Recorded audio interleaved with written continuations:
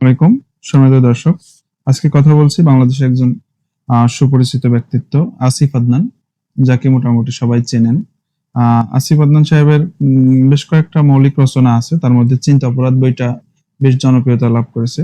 এই বইটাই মূলত হচ্ছে যে মুসলিমদের চিন্তা চেতনার যে বিষয়গুলো নিয়ে, আমাদের চিন্তা চেতনা কেমন হওয়া উচিত, এই বিষয়গুলো নিয়ে এখানে বিস্তারিত আলোচনা করেছেন। যার নাম শুনলেই বোঝা যাচ্ছে এই বইটা হচ্ছে সমসাময়িক ফিতনা বা সমসাময়িক বিভিন্ন প্রবলেম বিষয় নিয়ে এখানে আলোচনা করেছেন। দ্বিতীয় যে বিষয়টার কথা বলবো, অবক্ষয়কাল, অধিকারের মোড়কে বিকৃতির আন্দোলন।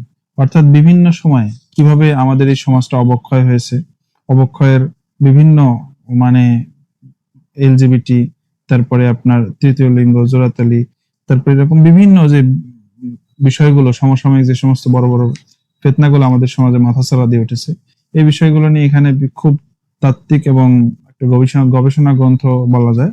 এই অবক্ষয়কাল গ্রন্থটা যারা মোটামুটি পড়তে চান, বর্তমান সমসাময়িক যে ফিতনা বিষয়গুলো জানতে চান, তাদের জন্য এই বইটা ভালো হবে ইনশাআল্লাহ।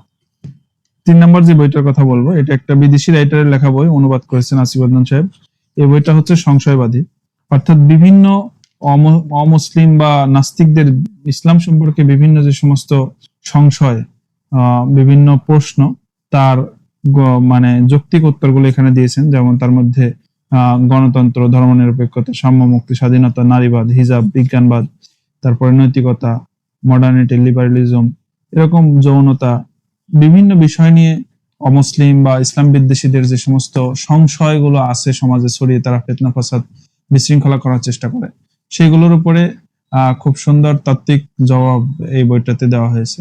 যারা এই সমসাময়িক বিভিন্ন ফিতনা ফাসাদ সম্পর্কে জানতে চান, তাদের জন্য এই বইগুলো ভালো হবে। এছাড়াও দেশি বিদেশি সব ধরনের ইসলামিক বই পাইকারি এবং খুচরা পেতে আমাদের সাথে যোগাযোগ করুন। ইমরান বইঘর, কেন্দ্র বাস টার্মিনাল, ঝিনাইদহ।